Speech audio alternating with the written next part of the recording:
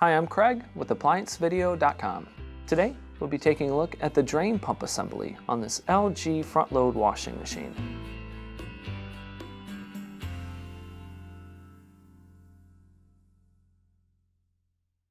Stop. Before beginning any repair, always be sure to disconnect the power to the appliance.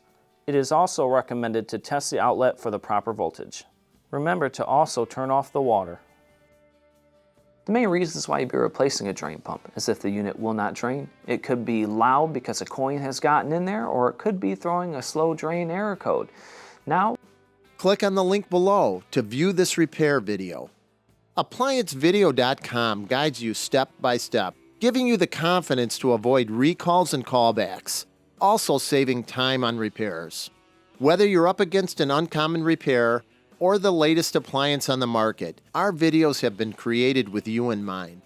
Our growing library of videos have been produced using our factory-certified technicians who have extensive infield experience over the past 30 years.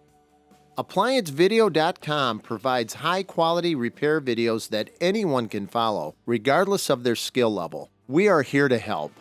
Click on the link below to view this repair video, and let us help you do it right the first time.